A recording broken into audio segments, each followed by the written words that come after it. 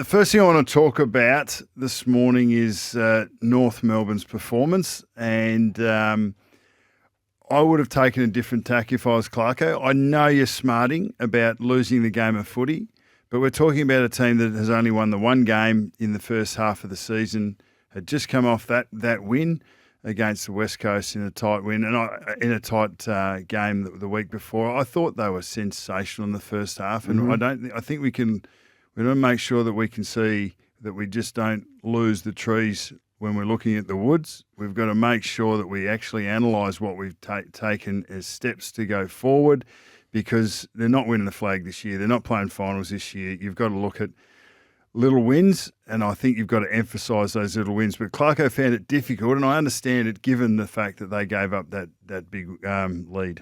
You got to take ownership of the good and take ownership of the bad. So North Melbourne's first half, I would have loved to go in there and said, have a look at what we're able to do in the first half. Mm-hmm. That is what we're capable of. We've set ourselves a bar that we need to try and get to more consistently in the back half of the season. Wardlaw was huge. LDU was huge. 20 touches each over that first half. So when you say he should have taken a different, or you would have taken a different tack, what? Well, I think you're after growth. You're after growth, and you're after. They broke their high water mark over for a 5-year period, maybe even a 10-year period. They've broken their high water mark in the way that they went about the first half of that game. 14 goals in the first half. Against a 14 against a team that Collingwood haven't given. It was 86 points. Collingwood haven't given away 86 points in a whole game only once since round 2. So in their last 10 games, only the Bulldogs have scored more than 86 points in a whole game. Yeah, so you wanted that acknowledgement from Clarko, and then what did you want in terms of what happened in the capitulation late? I wouldn't say it's in the lap of the gods. No. There was plenty. He actually said it in his presser that we haven't yet proven the ability to play at that intensity for 4 quarters. Yeah. And he spoke about the games in a Wardlaw, the games in a Taylor even, who's had injury concerns at different times, in a Powell, in a Phillips, like these players that are still developing their wherewithal to be able to play for 4 quarters. Absolutely. Collingwood's pressure was 172 in the first half, the worst Collingwood pressure we've seen for probably a long time. That was 211 in the second half. So Collingwood did what Collingwood does to North in the second half. So we shouldn't have expected it was going to be any different. They were able to come home with a rush. The other part that was impressive to me was that North Melbourne came back in the last 5 minutes.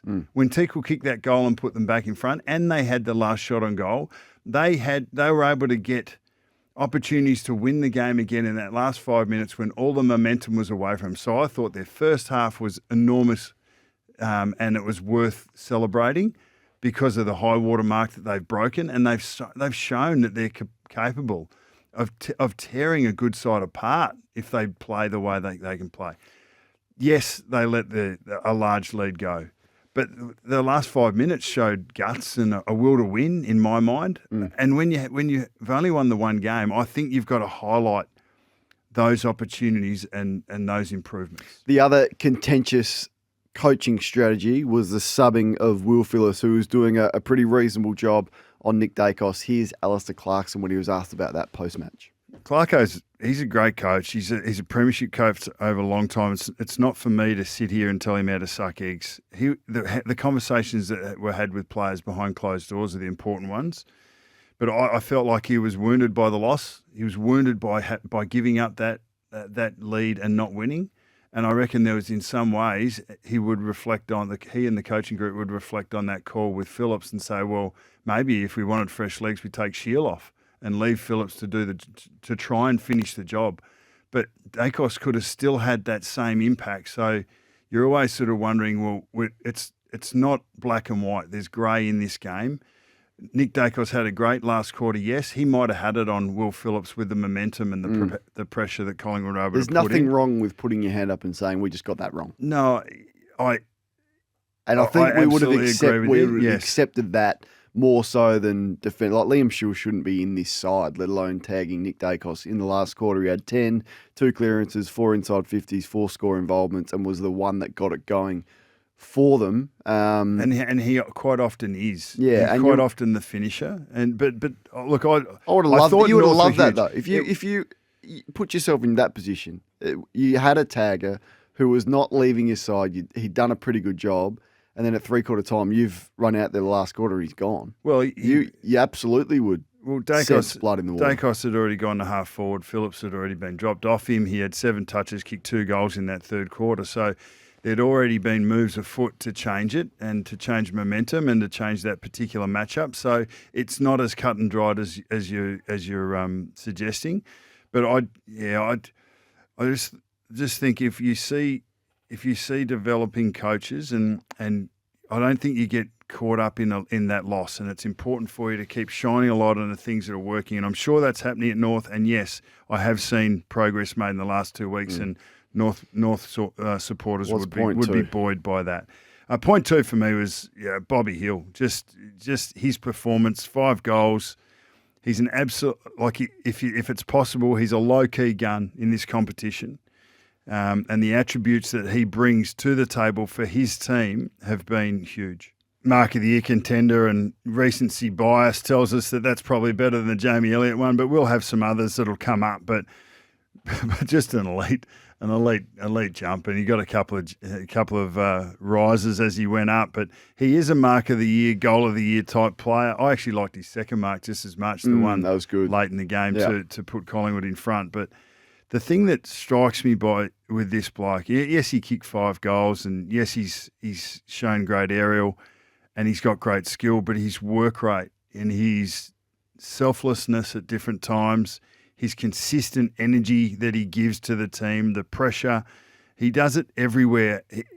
And Archer's he didn't give him an inch all game, but he was just too good for him, Bobby Hill, which is going to happen periodically. But since he's come across, obviously had his own health battles with testicular cancer scare there early, he's moved around a little bit. But to be able to be at a settled environment, to be valued for what you bring, like he's already got a Norm Smith medal under his belt. He's the type of, with a Dustin Martin 300 and looking at him as a big game player, is Bobby Hill potentially the next guy that if he gets a crack at a couple of grand finals, turns it on again over the next 5 or 6 years, I can just see him just shining on the stage as he has already. And they got the picture of it, page 46 of the Herald Sun today. Michael Klein actually nailed the moment he has taken that specky. He actually got both of those marks you're speaking of.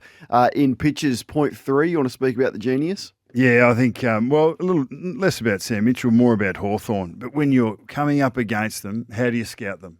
They're so even across the board. Like there's no one bloke that stands out that you need to go and jump on him and tag him out of the game. Or obviously Sicily out the back is a player that you want to stop him doing what he's doing. But Hawthorn are so even. Their performances have been very consistent. And, the coach deserves a lot of credit, but he was happy with what he saw.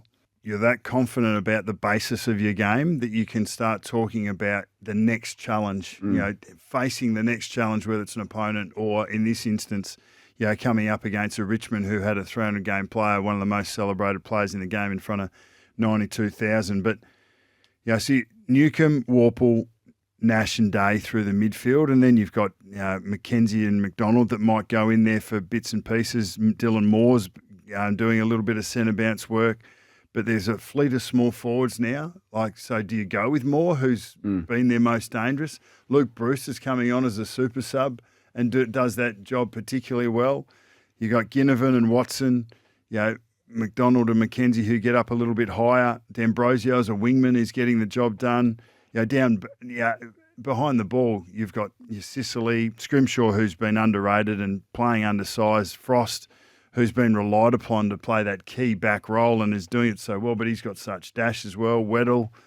The experience of Amon and Impey. And Amon and Impey, who uses off the back and give you a lot of run. And then from that, you've got a swingman in Hardwick who can go forward and kick you 3 or 4 and a quarter, or give you that give you that gristle out the back that just makes it so hard to score. So when I watch Hawthorn, I think you love going to watch a team and you know exactly the style of football they are going to play. So, I mean, you know that the high forwards are going to come up and cause havoc. You know that they're going to rotate heavily through the midfield. You know that their intercepting backs are there and it's not just one. They can all do it. You know that they're elite ball users across halfback. So there is an identifiable game plan that you know exactly how Hawthorn are going to play. And there's a clear belief from the playing group that this is it and we're going to really challenge them. And from the first minute of that game, they really challenged them inside and outside with their leg speed. It's a terrific mix, and if you're looking at the most watchable teams in the game right now, Sydney are there, and Hawthorn are probably sitting right underneath them as a team, as a neutral. You want to go and watch, and I said this at the start of the year, they are relevant again after not being relevant for a number of years. The AFL needs to take notice and start rewarding them with actual prime time fixtures. We want to see Hawthorn on Thursday and Friday night now. We don't want to see them during the day on Sundays anymore, which is where they have largely lived for the last 2 seasons. So it's a great spot. I don't know how far they can go. Bucks, can they?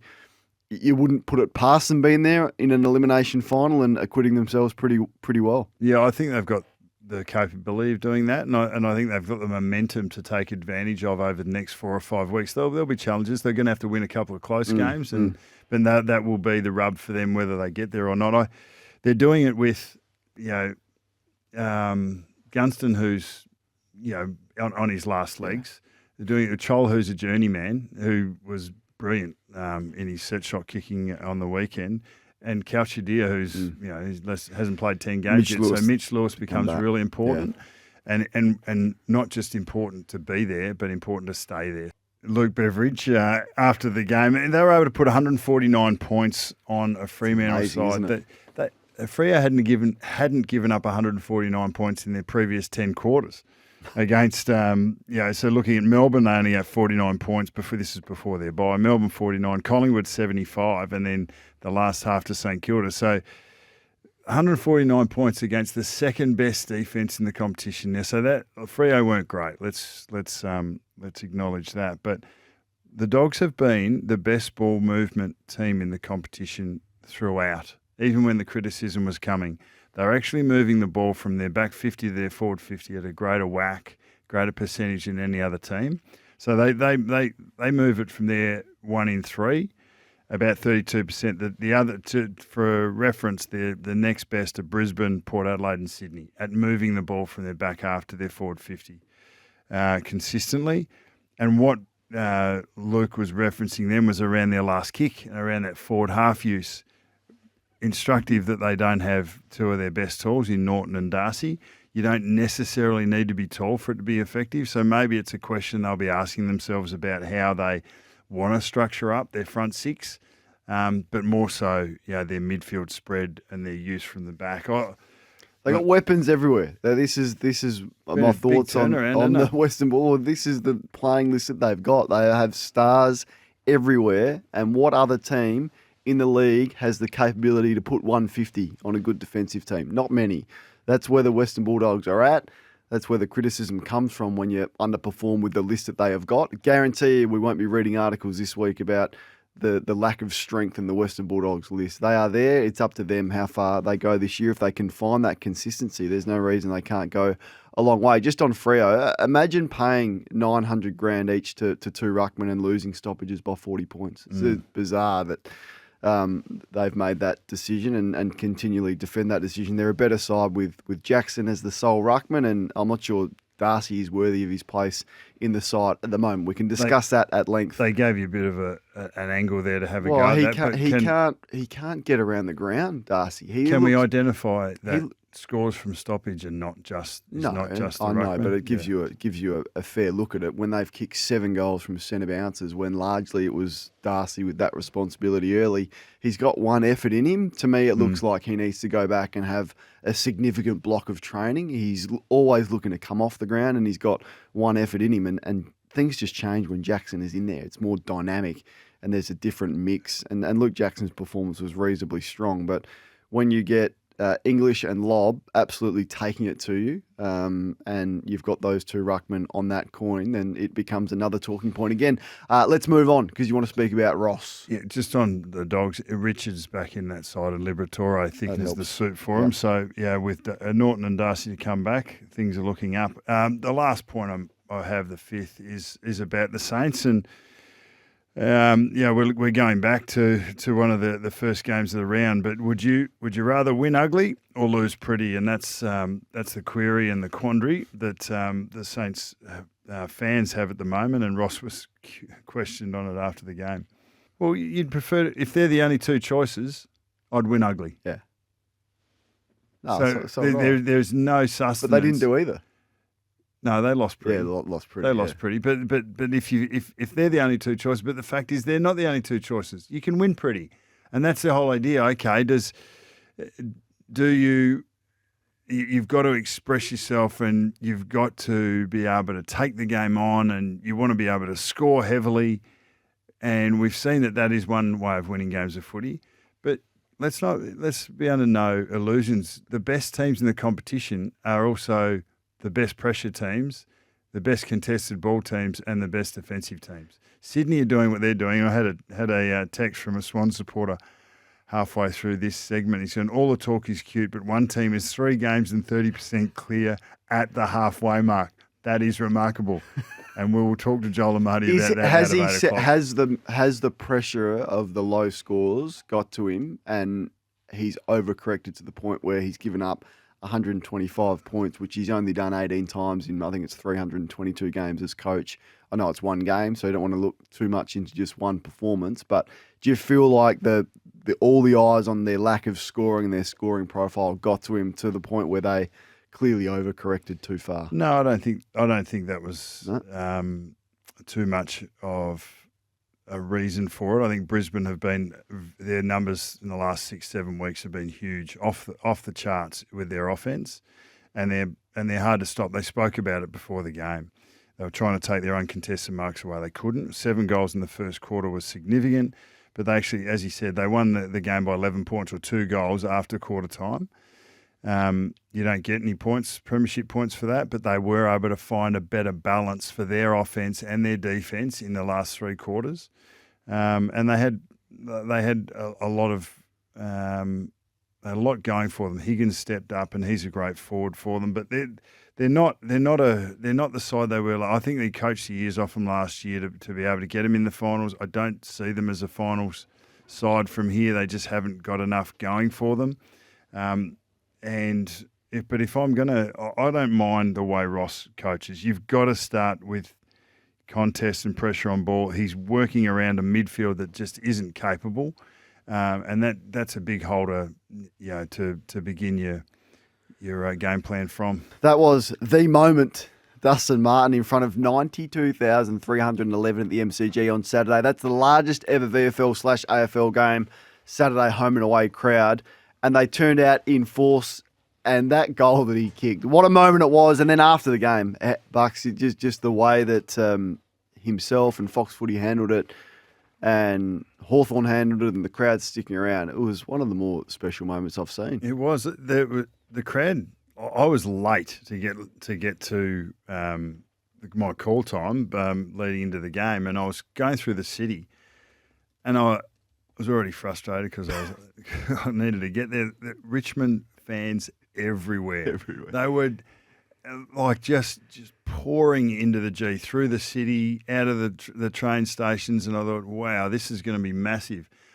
And that 92 really surprised me. That just came out of the box. But it's testament to what Dusty has meant to that football club, what he's meant to the game, and I think people wanted to get there, and I think maybe even the idea of a potential retirement was driving that as well. This could be the last time. At one point, I felt like he was just going to call it after the game, but it didn't happen. And he said he's looking forward to playing Freo. So, but it definitely had that feel. And we got our moment too, like that goal and the way it was called was excellent. I have got a question for you because it's your team. And I'm interested. It's not my team. It's my former team. Yeah, well, it's your team. So Ken Hinckley said after the game that Port were lethargic. Well, let's have a listen to Kenny. Yeah. What are you seeing from the Port team that you used to play for, Kane? I am seeing that it doesn't mean enough to them. That was as disappointed as I've been all year. So there's been some poor losses. Thought the Collingwood loss was really ordinary. Thought the Carlton last quarter was ordinary. That was a shocking game of football and a performance that was as bad as I've seen this year. So there would be some alarm bells with what he's saying. Fresh off a bye and you look lethargic. I don't quite understand that. I saw 15 broken tackles. I saw balls on the boundary line that should have gone over for the throw-in that the Giants kept in and then went down and score. I see Radaglia turn the footy over in his goal square. I see Zerk Thatcher take a mark and play on late in a game that cost you a late game. I saw the Giants sprinting away from Port Adelaide players. They don't look fit enough to me. I'd love to have a look and a deep dive into their last quarters and the last quarter numbers, which I will do today, just about the fitness levels. I think their captain needs to be better. I know it was his first game back after a long spell, but he's done a lot of training. Connor Rosie can't be touching the ball 14 times, particularly with teams coming after Zach Butters. So is that enough to suggest that it does not mean enough to a large group of the Port Adelaide players? And it was a disappointing, but we've seen disappointing performances from a lot of teams. Collingwood was disappointing. So how do you get a grip on the teams underneath Sydney and Carlton and probably Collingwood? It's hard. But right now, I think that's the one thing that I can say. It does not mean enough to this group of players for whatever reason. Houston was excellent, continued his form. And it looks like if you target Butters, you're going to target, the heart of the Port Adelaide team. So that's coming further. So Rosie, Horne-Francis, they just looked like they didn't want to get their hands dirty later on. And GWS have been struggling and showed signs of their best footy coming back. Can I just say that the coaching from Adam, the Bedford move to Butters was great. And if you are a run-with player, go and get the footy yourself as well. It's the best because no one goes anywhere near. The superstar player doesn't want to defend, so Bedford kicks a stoppage goal. They gave up 2 stoppage goals inside their defensive. We've got to be clear that's not a tag either. What's not a tag? That, like Bedford's roll on Butters wasn't a tag. What do you mean? Well, it's a run-with. A run-with, yeah. That's it. That's the balance you need to find. It's a starting point. You're actually attacking off that player Windhager didn't find that balance. He was Windhager's a tagger. Obsessed with Lachie Neale. You won't last. Finn McGuinness won't last if his role is just to shut that down. You've seen that. The team will go past you. So if you're a run-with, you've still got to go and get the footy, Cameron Ling style, Brett Kirk style, when you get the opportunity to do it. We used to do both, but do you think that the football public, that we're clear enough on what the difference between tagging and running with is? No. Because running with, you can still be a 20, 25 possession player. You could be more than that. But the whole idea is you use your player as a starting point. You win those contests. You force them to win their possession in contests, and then you run off them the other way. Lee Matthews would consider banning knees up in a marking contest. Your response? Lee's a pragmatic man, and he can sniff the breeze and see where these decisions are going. I think it's a shame, and I'd hate to see it come in. But that's where he's basically looking at what we're doing and the decisions that are being made, and it might be an inevitability, but I certainly hope not. I sat in that chair, probably the chair you're sitting in, probably 4 years ago, and had this argument with Gary Lyon. Now, my opinion has been that this is coming for a long time, and my opinion is that the AFL has no choice but to ban the knees up in a marking contest. I would hate to see it. I'm with you, but we also used to be able to bump. We also used to be able to tackle. We also used to be able to smother, and that is all out. And the AFL is saying you can still, regardless of concussion and more concussion incidents happening from marking contests, drive your knee into the head, to the jaw of an opponent legally. Now, and all the concussion people who are so hard on concussion, who want the sling tackle out, who want the bump out, who want any head contact out, don't say anything, nothing, when someone gets completely KO'd, Shea Bolton style, from a knee to the back of the head. They don't say anything. So this is the problem that the AFL has created when you take such a hard line on head issues and concussion, and there's a balance there somewhere, but they've gone too far with it. Yeah, they have no choice. Are you being are you being a little facetious around that as well? No, because we still play a game where there are accidents that happen, and sometimes there is head contact. You want to outlaw that, but you want to leave in someone putting their knee into the face of an opposition player and say that's fine. They've got no choice. No, I understand. No, they do, because if you are trying to legislate all head contact out of the game, then yes, it has to go. You can't smother now, Bucks. But you can't smother. No, you can't. You can can't smother. attempt a smother like Braden. That's out. That rule has been changed. The Braden Maynard smother attempt. That's out. You can't leave the ground. You can leave the ground to smother, but there's consequences to it if you don't But there is properly. no consequences to a knee to the back of the head. You don't have to drive your knee up in a mark. You can go for a mark without putting your knee up. Yeah, but Gary Rowan can run into Jeremy Cameron and it's not reportable. I'm with you. So you can put your knee into the back of your teammate's head, but not into an opponent. This is it. It's a absolute crock to think that we can remove all head contact from the game. I'm with you. So if you're trying to do that, if the AFL are trying to do that, well, then we will not have a game. It'll be you basically be running around not touching the opposition, and we'll just play keepings off like soccer. And you'll get red cards and get yellow cards and red cards for any little contact. That's the problem. But I honestly don't believe that we are trying to legislate head contact out of the game or any contact out of the game. What we are trying to do at the moment is we're trying to create an argument against a legal precedent that is coming, against a legal threat that is currently there. And the decisions that are being made about the rules of the game are around mitigating against the worst case scenario financially for the game, in my opinion, as much as looking after the people that are playing it, because I think the people that are playing it are being looked after really well at the moment. Yeah, extremely well. We can't have said that when we look back to the 60s and the 70s, and that was with some of the behind-the-play king hits that were going on. That's not representative of the game, and we did well. So if you are running back, how do you reconcile? If you're running back with the flight of the ball, and I saw this happen to Tom Atkins in a game at Geelong with Adelaide last year, and thankfully the knee went to his shoulder, not his head. He is running back with the flight of the ball with all eyes on it, and the player coming in the direction of the ball can legally put his knee up and stick his knee into the face of a player who has no knowledge of what's coming the other way. How is that not legislating against the financial stuff that's you've coming? actually got to legislate against blokes running back with the flight. They're the ones that need to protect themselves, and it doesn't happen as often. You are entitled, and we saw one where a player attacked the ball. It was Leclerc, I think, who actually went at the ball and collected a player high, or a Port Adelaide player high. McEntee, I reckon. Yeah, and it'll be interesting to see what happens to that. He was making the ball his entire focus. It might have been Wines. It was Wines. He turned his body to the side to protect himself to be able to go to the ball. It was perfect technique. I'm interested to see what comes out of that, because there is head contact of a type there. No, he can't be suspended because Zach Butters did a similar one earlier on in the year. Well, there you go. So if Bobby Hill or if Jamie Elliott put his knee into the back of Ben Mackay when he was taking that specky 6 weeks ago, we think that might be a suspendable I'm suggesting offence. the AFL have no choice, nuts. but I know.